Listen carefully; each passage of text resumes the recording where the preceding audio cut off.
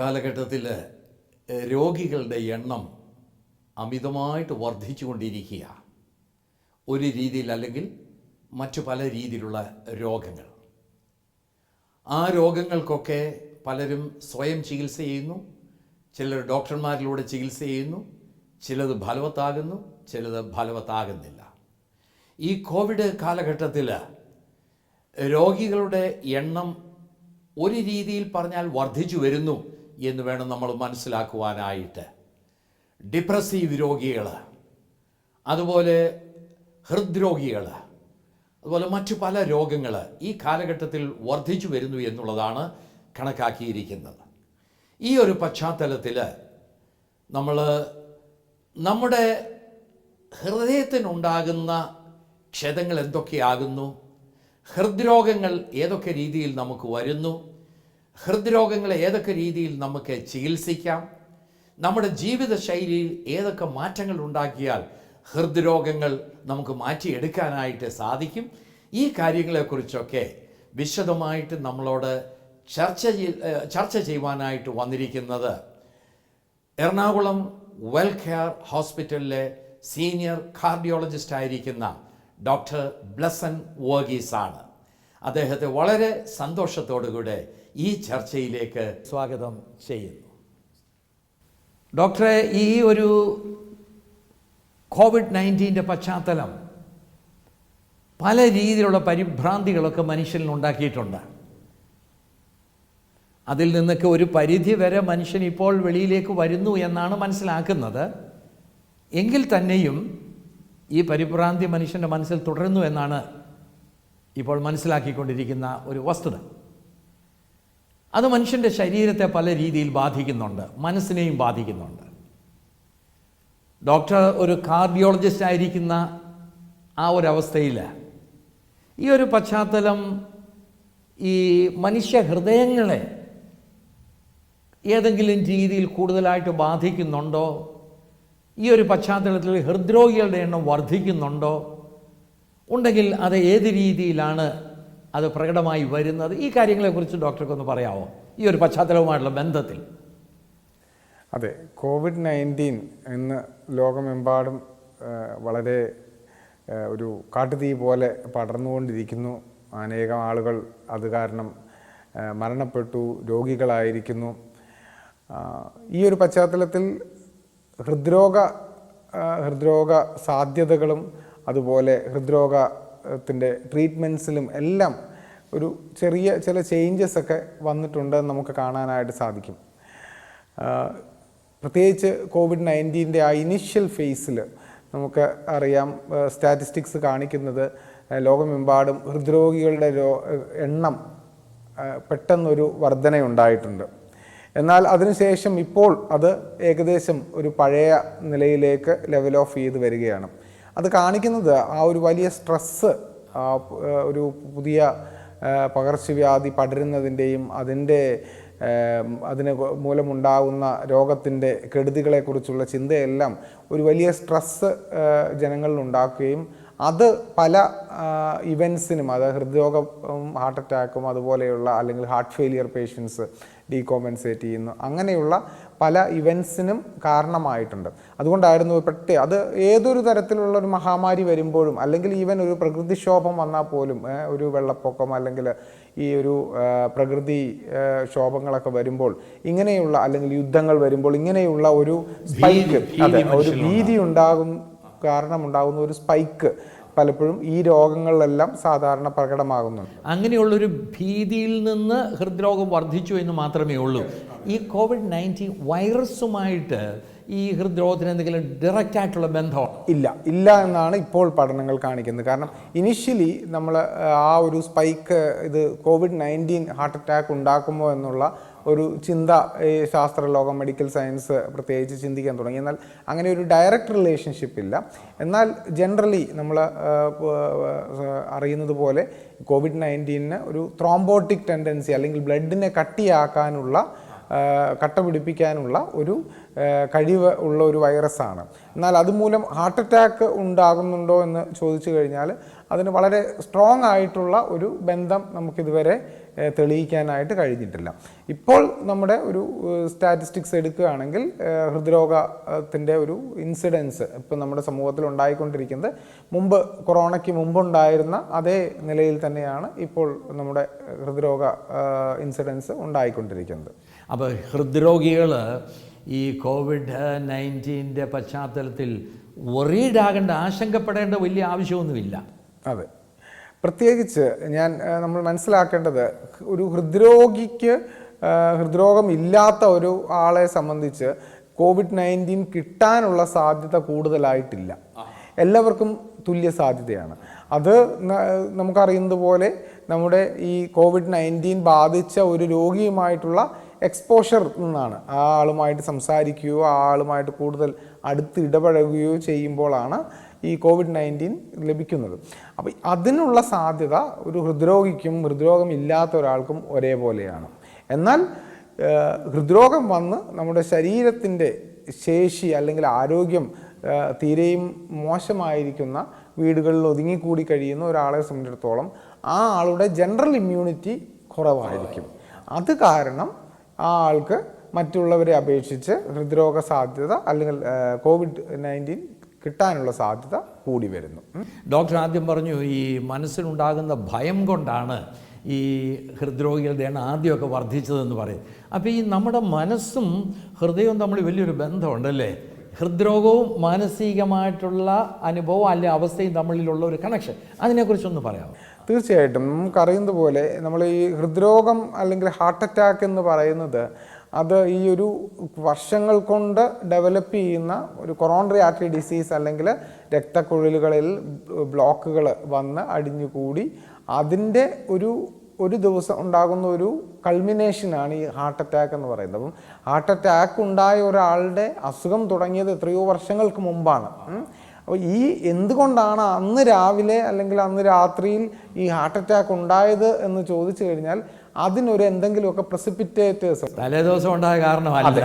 അതെ. അപ്പോൾ അതിൻ്റെ സ്ട്രെസ്, അതിന് ആ ഒരു ഇവൻ്റ് ഒന്ന് പ്രൊവോക്ക് ചെയ്യുന്ന എന്തെങ്കിലുമൊക്കെ കാരണങ്ങൾ ഉണ്ടായിരിക്കാം. അതിൽ ഒരു ശക്തമായ കാരണമാണ് ഈ COVID-19 ഭീതി എന്നുള്ളതാണ് പറയുന്നത്. അപ്പോൾ ഇതൊരു ക്ലസ്റ്ററിങ് വരുന്നത് പ്രത്യേകിച്ച് ഈ കുറേ ഹാർട്ട് അസുഖങ്ങളുള്ള ഒരു സമൂഹത്തിൽ പെട്ടെന്ന് കുറേ രോഗികൾ അത്യാസന്നമായിട്ടുള്ളൊരു നിലയിലേക്ക് മാറുന്നത് ഈ ഒരു ക്ലസ്റ്ററിങ് വരുന്നതിന് COVID-19 ഒരു കാരണമായിട്ടുണ്ട്. അതെ അതെ അതിനെക്കുറിച്ചുള്ള ആ വലിയ ഭീതി അല്ലെങ്കിൽ ആ സ്ട്രെസ്സ് ഇതിനെ ഒരു അക്യൂട്ട് ഇവൻ്റായിട്ട് അല്ലെങ്കിൽ ഒരു ഹാർട്ട് അറ്റാക്കായിട്ട് അതിനെ രൂപാന്തരപ്പെടുത്തുകയാണ്. അപ്പോൾ അത് നമ്മൾ കണ്ടു ഈ ഒരു COVID-19 പശ്ചാത്തലത്തിലും. ഇനിഷ്യലി അത് തുടങ്ങിയ ആ സമയത്ത് ലോകമെമ്പാടും ഒരു ഇൻക്രീസ് ഇൻ കേസസ് ഉണ്ടായി. എന്നാൽ ഇന്ന് നമ്മൾ കുറേയും കൂടെ അതിനെക്കുറിച്ച് ബോധവാന്മാരാണ്. COVID-19 എങ്ങനെ ട്രീറ്റ് ചെയ്യാം, എങ്ങനെ അത് കെയർ എടുക്കാം എന്ന് ഇപ്പം നമുക്ക് അറിയുന്നത് കൊണ്ട് നമ്മൾ കുറച്ചുകൂടെ ആശങ്കകൾ കുറഞ്ഞു വരുന്നു. അത് ഈ ഹൃദ്രോഗത്തിൻ്റെ ഇൻസിഡൻസിലും ആ ഒരു കുറവ് വന്നിട്ടുണ്ട്. ഡോക്ടർ, ഈ ഹാർട്ട് അറ്റാക്ക് എന്നൊക്കെ പറയുമ്പോഴേ അത് എങ്ങനെയാണ് നമുക്കൊന്ന് തിരിച്ചറിയാനായിട്ടൊക്കെ? ഒരു പെയിൻ വന്നാലോ അത് ഹാർട്ട് അറ്റാക്ക് ആയിട്ടാണ് മനസ്സിലാക്കുന്നതുണ്ടോ? അതോ ചിലപ്പോൾ ചിലർക്ക് ഈ അഞ്ചൈനൽ പെയിൻ എന്നൊക്കെ പറഞ്ഞ് കൊണ്ടുവരുവേ, അങ്ങനെ ഒരു പെയിൻ ആണോ ഇതിൻ്റെ ഒരു സിംറ്റമായിട്ട് വരുന്നത്? എങ്ങനെയാണ് ഒരു ഹാർട്ട് അറ്റാക്ക് തിരിച്ചറിയാൻ സാധിക്കുന്നത്? ഹൃദ്രോഗത്തിൻ്റെ ഏറ്റവും പ്രധാനപ്പെട്ട സിംറ്റം നെഞ്ചുവേദന തന്നെയാണ്. അത് രണ്ട് തരത്തിൽ നമുക്കതിനെ ഡിസ്ക്രൈബ് ചെയ്യാം. ഒന്ന് അച്ഛൻ പറഞ്ഞതുപോലെ അഞ്ചൈനൽ പെയിൻ. അഞ്ചൈന എന്ന് പറയുന്നത് നമുക്ക് ഈ എക്സേഷൻ അല്ലെങ്കിൽ നമ്മുടെ നമ്മുടെ പ്രയത്നം കൂടുമ്പോൾ, ഫോർ എക്സാമ്പിൾ ഇപ്പോൾ സാധാരണ രീതിയിൽ നടക്കുന്ന ഒരാൾ സ്റ്റെപ്പ് കയറുമ്പോൾ എക്സേഷൻ കൂടുന്നു, അല്ലെങ്കിൽ ഒരു വെയിറ്റുള്ള സാധനം എടുത്തുകൊണ്ടൊരു സ്റ്റെപ്പ് കയറുമ്പോൾ എക്സേഷൻ കൂടുന്നു. ഇങ്ങനെയുള്ള എക്സേഷൻ അല്ലെങ്കിൽ നമ്മുടെ നമ്മുടെ ജോലിയുടെ ഭാരം കൂടുമ്പോൾ അതനുസരിച്ച് നമുക്ക് നെഞ്ചിനൊരു വേദന വരികയാണെങ്കിൽ, അത് പ്രത്യേകിച്ച് നമ്മുടെ നെഞ്ചിന് നടുഭാഗത്താണ് ഈ വേദന വരുന്നത്. അത് ഒരു വെയിറ്റ് വെച്ച പോലെ, അല്ലെങ്കിൽ നമ്മൾ കളിക്കുക, നമ്മൾ ടെന്നീസ് കളിക്കുന്നു അല്ലെങ്കിൽ ബാഡ്മിൻ്റൺ കളിക്കുന്നു, അതിൻ്റെ ഒരു ഇൻറ്റൻസിറ്റി കൂടുമ്പോഴത്തേക്ക് നമുക്ക് നെഞ്ചിൻ്റെ നടുക്ക് ഒരു പിടുത്തം എന്നാണ് പറയുന്നത്, അല്ലെങ്കിൽ ഒരു കനം, അല്ലെങ്കിൽ ഒരു ക്രഷിങ് ഫീലിംഗ്, ഈ ഒരു ഫീല് വരുന്നുണ്ട്. നമ്മളത് അനുഭവിക്കുകയും ആ സമയത്ത് നമ്മുടെ ആ വർക്കിൻ്റെ ഇൻറ്റൻസിറ്റി കുറയ്ക്കുകയാണെങ്കിൽ, അല്ലെങ്കിൽ നമ്മൾ എവിടെയെങ്കിലും നിന്ന് റെസ്റ്റ് എടുക്കുകയാണെങ്കിൽ ആ വേദന പതുക്കെ അത് കുറഞ്ഞു പോകുന്നു. ഇതിനെയാണ് ടിപ്പിക്കലി നമ്മൾ അഞ്ജൈന എന്ന് പറയുന്നത്. ഇത് കാണിക്കുന്നത് നമ്മുടെ ഹൃദയത്തിന് രക്തം സപ്ലൈ ചെയ്യുന്ന കൊറോണറി രക്തക്കുഴലുകളിൽ അതിൻ്റെ ബ്ലോക്ക് വന്നടിഞ്ഞ് അതിൻ്റെ വ്യാസം കുറഞ്ഞിട്ടുണ്ട്, ഫ്ലോ കുറഞ്ഞിട്ടുണ്ട്, അല്ലെങ്കിൽ വ്യാസം കുറഞ്ഞിട്ടുണ്ട്. അപ്പോൾ നമുക്ക് കൂടുതൽ രക്തം, അല്ലെങ്കിൽ ഈ ഹാർട്ട് വളരെ, ഫോർ എക്സാമ്പിൾ നമ്മൾ സ്റ്റെപ്പ് കയറുമ്പോൾ നമ്മുടെ ഇടിപ്പ് കൂടിക്കൊണ്ടിരിക്കും, കാരണം ആ എഫേർട്ട്, അല്ലെങ്കിൽ ഒരു വെയിറ്റുള്ള സാധനം എടുക്കുമ്പോൾ. അപ്പോൾ ആ ഒരു ഡിമാൻഡ് അനുസരിച്ച് നമുക്ക് രക്തം എത്തിക്കാനായിട്ട് ഈ കുഴലിന് സാധിക്കുന്നില്ല, കാരണം കുഴലിൻ്റെ വ്യാസം കുറഞ്ഞിരിക്കുന്നു. അപ്പോൾ ആ സമയത്ത് ഈ രക്തവും ഓക്സിജനും കിട്ടാത്ത കാരണമുള്ള ആ ഒരു മസിലിൻ്റെ ക്രൈ ആണ്, അല്ലെങ്കിൽ ഒരു കരച്ചിലാണ് ഈ അഞ്ജൈന എന്ന് പറയുന്നത്. അപ്പോൾ നമ്മൾ റെസ്റ്റ് എടുക്കുമ്പോൾ ആ ഇടിപ്പ് കുറയുന്നു, അതിൻ്റെ ഡിമാൻഡ് കുറയുന്നു, ഹാർട്ടിൻ്റെ ആവശ്യം കുറയുന്നു. അപ്പം ആ ഒരു ചെറിയ ബാക്കിയുള്ള സുഷിരത്തിൽ കൂടെ ബ്ലഡ് പോകുന്നത് ഹാർട്ടിനത് വെച്ച് അഡ്ജസ്റ്റ് ചെയ്യുന്നത്. അപ്പം ഈ ഒരു പ്രോസസ്സാണ് അഞ്ജൈന എന്ന് പറയുന്നത്. ഈ അഞ്ജൈനൽ പെയിൻ ഉണ്ടാകുമ്പോൾ അത് ട്രീറ്റ് ചെയ്യേണ്ടതായിട്ടുള്ള ആവശ്യമുണ്ടോ? തീർച്ചയായിട്ടും. ഈ അഞ്ജൈന എന്ന് പറയുന്നത് ഒരു വാർണിംഗ് സൈനാണ്. അത് കാണിക്കുന്നത്, നമുക്ക് അഞ്ജൈന ഉണ്ടെങ്കിൽ അത് കാണിക്കുന്നത് നമ്മുടെ ഇൻഡയറക്റ്റ്ലി നമ്മുടെ ഹാർട്ടിൻ്റെ രക്തക്കുഴലുകളിൽ കൊഴുപ്പും അതുപോലെ മറ്റ് അടിഞ്ഞുകൂടി ആ രക്തക്കുഴലിൻ്റെ വ്യാസം കുറഞ്ഞിട്ടുണ്ട്. അതുകൊണ്ട് സാധാരണഗതിയിൽ നമുക്ക് ചെയ്യാവുന്ന പ്രവർത്തനങ്ങൾ ചെയ്യാനായിട്ട് പറ്റുന്നില്ല. നമുക്ക് ഒരു ഹാർട്ട് അറ്റാക്ക് ഉണ്ടാവാനുള്ള സാധ്യത കൂടുതലാണ്. ഇത് നമ്മൾ വീണ്ടും പോയിട്ട് ECG എടുത്ത് അല്ലെങ്കിൽ TMT ചെയ്ത് നമ്മളിതിനെ ഡോക്യുമെൻ്റ് ചെയ്യുന്നു. ഡോക്യുമെൻ്റ് ചെയ്തതിന് ശേഷം നമ്മളതിനെ ചിത്രീകരിക്കാൻ വേണ്ടിയാണ് കൊറോണറി ആൻജിയോഗ്രാം ചെയ്യുന്നത്. കൊറോണറി ആൻജിയോഗ്രാമിൽ കാണുന്ന ആ പിക്ചർ അനുസരിച്ച്, അല്ലെങ്കിൽ നമ്പർ ഓഫ് ബ്ലോക്സ്, അല്ലെങ്കിൽ അങ്ങനെയാണ് നമ്മൾ സാധാരണ ഭാഷയിൽ പറയുന്നത്, എത്ര ബ്ലോക്ക് ഉണ്ടെന്ന് ചോദിക്കും. ആ ബ്ലോക്കുകളുടെ എണ്ണം അനുസരിച്ച് നമ്മളതിൻ്റെ ചികിത്സ പറയുന്നു. ഓക്കെ, ഇതാണ് ഒരു തരത്തിലുള്ള നെഞ്ചുവേദന. രണ്ടാമത്തത് നമ്മുടെ ഹാർട്ട് അറ്റാക്ക്, അല്ലെങ്കിൽ നമ്മൾ ഹൃദയാഘാതം എന്ന് പറയുന്നത്. ഇതിന് പ്രത്യേകിച്ച് പ്രയത്നമോ എക്സേഷൻ ആവശ്യമില്ല. ചിലപ്പോൾ നമ്മൾ ഉറങ്ങുമ്പോഴായിരിക്കും ഈ വേദന തുടങ്ങുന്നത്. നമ്മൾ പ്രതീക്ഷിക്കാതിരിക്കുന്ന, അല്ലെങ്കിൽ കഴിച്ചുകൊണ്ടിരിക്കുമ്പോൾ, അല്ലെങ്കിൽ നല്ല റെസ്റ്റ് എടുക്കുന്ന സമയത്ത് പെട്ടെന്ന് ബോംബ് പൊട്ടുന്ന പോലെ നമുക്കൊരു പെയിൻ അങ്ങ് തുടങ്ങുകയാണ്. ആ പെയിൻ സമയം അനുസരിച്ച് അത് കൂടിക്കൊണ്ടിരിക്കും. അപ്പോൾ അത് ഒരു അസെൻഡിങ് ആ പെയിൻ കൂടി നമ്മൾ ആദ്യമൊക്കെ കുറച്ച് സഹിച്ച് നിൽക്കും. ആദ്യമൊക്കെ നമ്മൾ വിചാരിക്കും ഗ്യാസാണ്. പിന്നെ ഈ പെയിൻ അതിതീവ്രമാകുമ്പോഴാണ് നമ്മൾ ആശുപത്രിയിലേക്ക് നമ്മൾ പോകാൻ നിർബന്ധിതരാകുന്നു. അപ്പോൾ ഈ പെയിൻ തുടങ്ങുന്നത് മുതൽ ഈ പെയിൻ തീവ്രമാവുന്ന ആ സമയത്തെല്ലാം യഥാർത്ഥത്തിൽ നമ്മുടെ ഹൃദയത്തിൻ്റെ പേശികൾ, അല്ലെങ്കിൽ മസിൽ നശിച്ചുകൊണ്ടിരിക്കുക. അതുകൊണ്ടാണ് ഈ പെയിൻ തുടങ്ങിക്കഴിഞ്ഞാൽ അത് ഗ്യാസ് ആണെന്നോ അല്ലെങ്കിൽ മസ്കുലർ പെയിൻ ആണെന്നോ ഒന്നും വിചാരിച്ചിരിക്കാതെ എത്രയും പെട്ടെന്ന് ആശുപത്രിയിൽ പോയി അത് ഹൃദ്രോഗ പെയിൻ ആണോ അല്ലയോ എന്നുള്ളത് മനസ്സിലാക്കുക എന്നുള്ളതാണ് ഇതിൻ്റെ ഏറ്റവും ഒന്നാമത്തെ പടി. അതിന് ഒരു എത്ര സമയത്തിനുള്ളിൽ ചെന്നിരിക്കണം, അങ്ങനെ വല്ലതും ഉണ്ടോ? എത്രയും നേരത്തെ ചെല്ലുന്നോ അത്രയും നല്ലതാണ്. കാരണം ഞാൻ പറഞ്ഞില്ലേ, ഇത് നമ്മുടെ മസിൽസ് നശിച്ചുകൊണ്ടിരിക്കുക. It's a dying of muscles. Angina എന്ന് പറയുന്നത് ഞാൻ പറഞ്ഞില്ലേ, ക്രൈയിങ് ഓഫ് മസിൽസ് ആണ്. അതിനെ നമുക്ക് ആ ക്രൈയെ നമുക്ക് നിർത്താൻ പറ്റും. നമ്മൾ ഒരിടത്ത് ഇരുന്ന് കഴിഞ്ഞാൽ, റെസ്റ്റ് എടുത്തു കഴിഞ്ഞാൽ, അല്ലെങ്കിൽ നമുക്കറിയാം നൈട്രേറ്റ് ടാബ്ലറ്റ് നാക്കിനടി വെക്കുന്ന ഒരു ശീലം പണ്ട് ഉണ്ടായിരുന്നു. അതൊക്കെ വെച്ചിട്ട് നമുക്ക് അഞ്ജൈന കുറയ്ക്കാൻ പറ്റും. എന്നാൽ ഒരു പ്രാവശ്യം അത് ഡെത്തായി കഴിഞ്ഞാൽ, അതായത് ഈ രക്തധമനിയിലെ രക്ത ഓട്ടം പൂർണ്ണമായിട്ട് നിലയ്ക്കുന്ന അവസ്ഥയാണ് നമ്മൾ ഹാർട്ട് അറ്റാക്ക് എന്ന് പറയുന്നത്. അത് നമ്മൾ റെസ്റ്റ് എടുത്തുകൊണ്ട് വ്യത്യാസം വരാൻ പോകുന്നില്ല. അപ്പോൾ ഈ വേദന നമ്മൾ റെസ്റ്റ് എടുത്താലും ഇല്ലെങ്കിലും എന്ത് ചെയ്താലും ഈ വേദന കൂടിക്കൊണ്ടിരിക്കും. അപ്പോൾ ഈ വേദന നമ്മൾ സംശയിക്കുന്നുണ്ടെങ്കിൽ, അതായത് നമ്മൾക്ക് ഉണ്ടാകുന്ന നെഞ്ചുവേദന ഹൃദ്രോഗമാണോ എന്നുള്ള ഒരു ആശങ്ക തോന്നിക്കഴിഞ്ഞാൽ ഉടനെ അത് അതിലൊരിക്കലും നമ്മൾ ഒരു ഫസ്റ്റ് എയ്ഡോ അല്ലെങ്കിൽ മറുമരുന്നോ ഒന്നും ഉപയോഗിച്ച് മാറുമോ നോക്കാം എന്ന് വിചാരിച്ചിരിക്കാതെ എത്രയും പെട്ടെന്ന് ആശുപത്രിയിലെത്തി ഒരു ECG എടുത്ത് അത് ഹൃദ്രോഗമല്ല എന്ന് ഉറപ്പുവരുത്തുക എന്നുള്ളതാണ് ഒന്നാമത്തെ ഈ വേദന അല്ലാതെ മറ്റെന്തെങ്കിലും സിംറ്റംസ് നമ്മുടെ ബോഡിയിൽ പ്രകടമാകുമോ ഹാർട്ട് അറ്റാക്കിൻ്റെ? തീർച്ചയായിട്ടും. ഈ ഒരു 70-80% ആൾക്കാർക്കും ഈ ഒരു വേദന നമുക്ക് അനുഭവപ്പെടാം. എന്നാൽ ചുരുക്കം ചിലർക്ക്, എസ്പെഷ്യലി ഈ ഡയബറ്റീസ്, അതിതീവ്രമായ ഡയബറ്റീസ് കൂടുതലുള്ളവർക്ക്, അതുപോലെ മറ്റ് ചില രോഗങ്ങൾ വന്നിട്ടുള്ളവർക്ക്, ശ്വാസം മുട്ടൽ കൂടുതലുള്ളവർക്ക്, പിന്നെ ബൈപ്പാസ് കഴിഞ്ഞവർക്ക്, ഇവർക്കൊന്നും ടിപ്പിക്കലായിട്ട് ഈ സെൻട്രൽ ചെസ്റ്റ് പെയിൻ വരണം എന്നില്ല. അപ്പം അങ്ങനെയുള്ളവർക്ക് ചിലർക്ക് ഒരു ശ്വാസം മുട്ടലായിട്ട് വരാം, അല്ലെങ്കിൽ ക്ഷീണം, ഒരു അൺഡ്യൂ ആയിട്ടുള്ള ഫെറ്റീഗ്, നമുക്ക് ഒരു ദിവസം രാവിലെ എഴുന്നേൽക്കുമ്പോൾ വളരെ ക്ഷീണം കൂടുക, അല്ലെങ്കിൽ വളരെ ക്ഷീണവും അതുപോലെ ഗിഡിനെസ്സും. കാരണം ചിലപ്പോൾ ചില ഹാർട്ട് അറ്റാക്കിൻ്റെ കൂടെ നമ്മുടെ ഹാർട്ട് റേറ്റ് വല്ലാതെ കുറയും, ഹാർട്ട് ബ്ലോക്ക് എന്നൊക്കെ പറയും.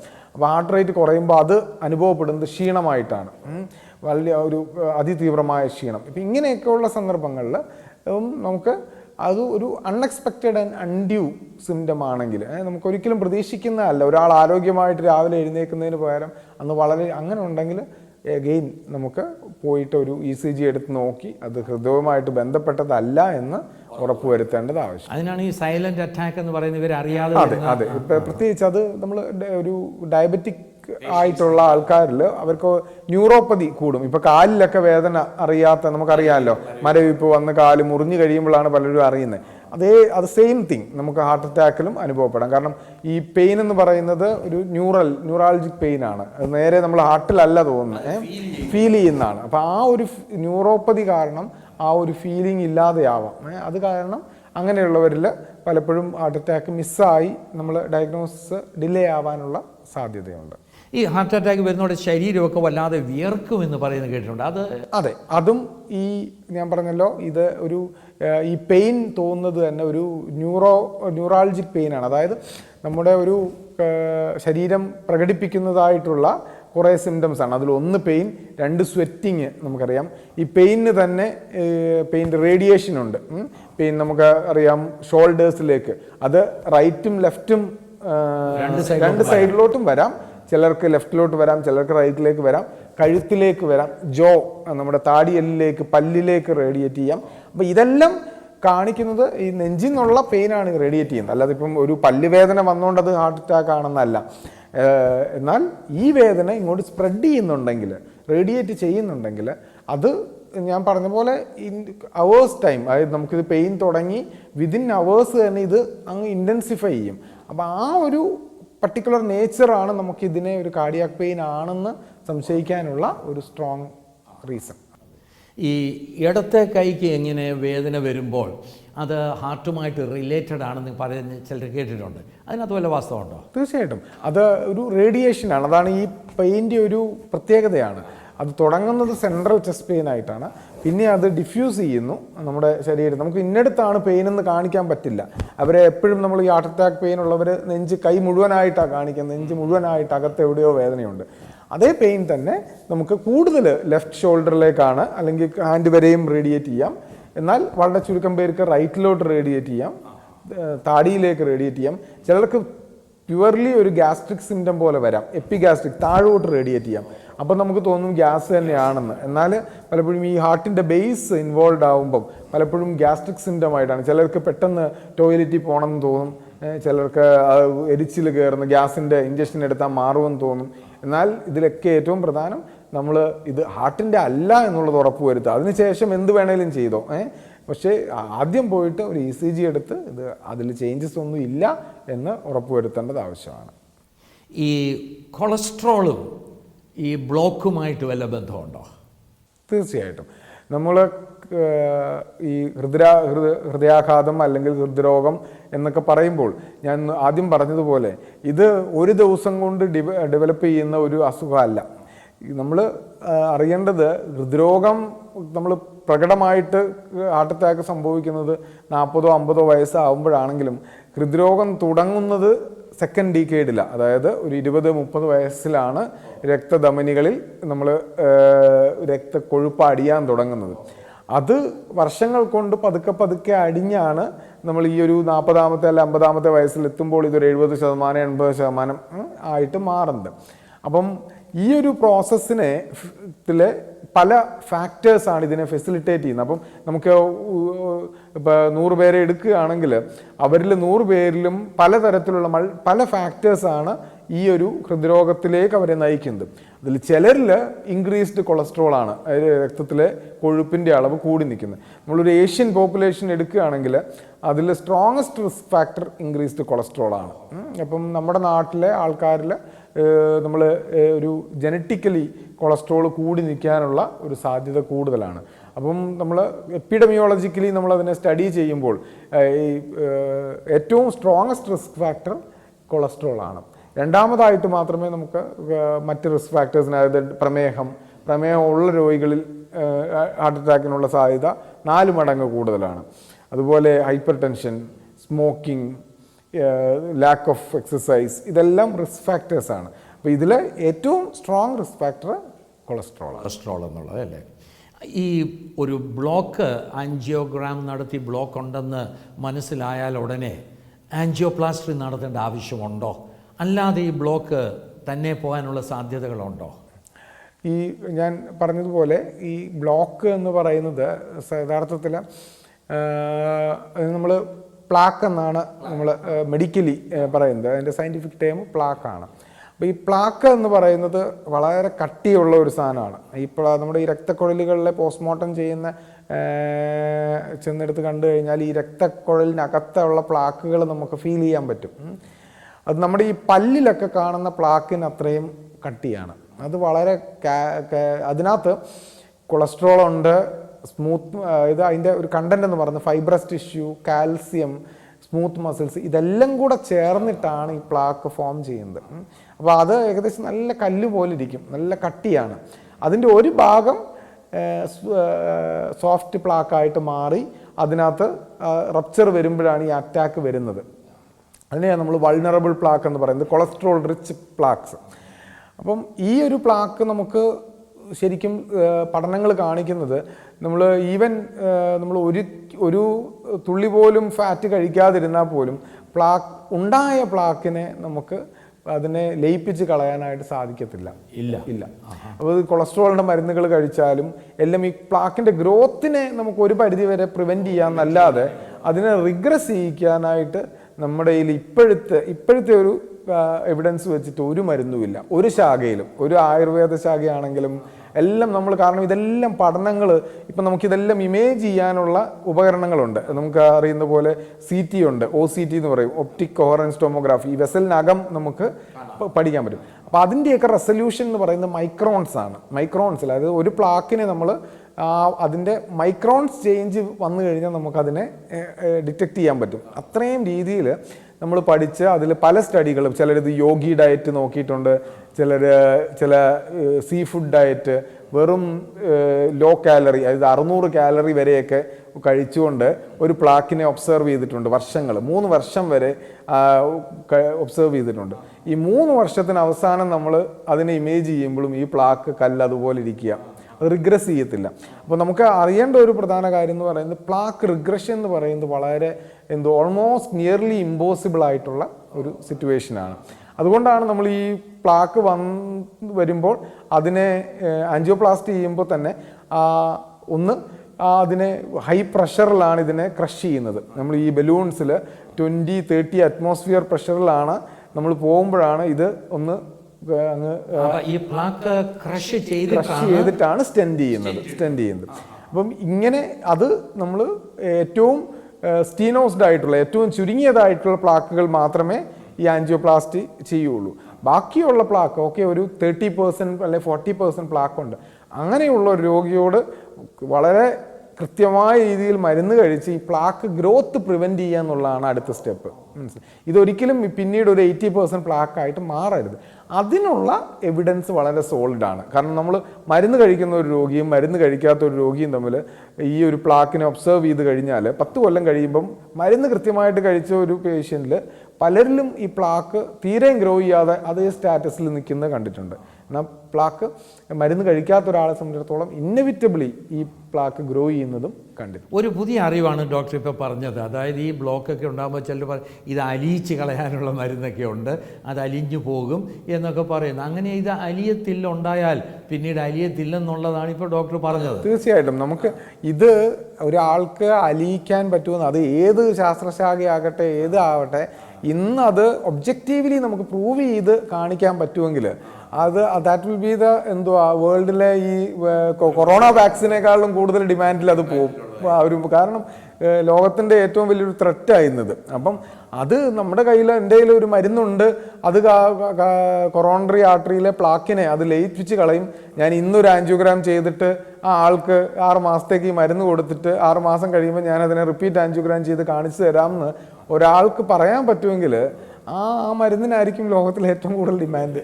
അതെ, തീർച്ചയായും. ഈ പ്ലാക്ക് ഇപ്പം ഹൈ പ്രഷറിൽ ഇത് ക്രഷ് ചെയ്യുമെന്ന് പറഞ്ഞു. ഈ ക്രഷ് ചെയ്തിട്ട് പിന്നെ സ്റ്റെൻഡ് ഇടേണ്ട ആവശ്യമുണ്ടോ? അതെ, ഈ ക്രഷ് ചെയ്ത് ഈ ആർട്ടറി എല്ലാം ഇലാസ്റ്റിക് ആണ്. ഈ ആർട്ടറികളെല്ലാം അതിൻ്റെ നെഗറ്റീവ് റീമോഡലിംഗ് എന്ന് പറയും. അതായത് ഈ പ്ലാക്ക് ഉണ്ടാവുന്നതിൻ്റെ കൂടെ തന്നെ ഈ ആർട്ടറിയും അങ്ങ് ചുരുങ്ങും. അപ്പോൾ ഈ ചുരുങ്ങി ആർട്ടറി അങ്ങ് ഇലാസ്റ്റിക് ആയതുകൊണ്ടത്. അപ്പോൾ ഇതിനെ പ്ലാക്കിനെ ക്രഷ് ചെയ്ത് അതിനെ എടുത്ത് കളയാൻ പറ്റത്തില്ല നമുക്ക്. ഇതിനെ ജയിൽ ചെയ്യുക ചെയ്യുന്നത്. അതിനെ നമ്മൾ വലിച്ചെടുക്കുന്നൊന്നുമില്ല. അത് ആ രക്തക്കുഴലിൽ തന്നെ ഉണ്ട്. അതിൻ്റെ ഒരു മോർഫോളജി മാറ്റിയിട്ട് അതിനെ അങ്ങ് പ്ലാസ്റ്റർ ചെയ്യുകയാണ് ആ വെസലിനോട്.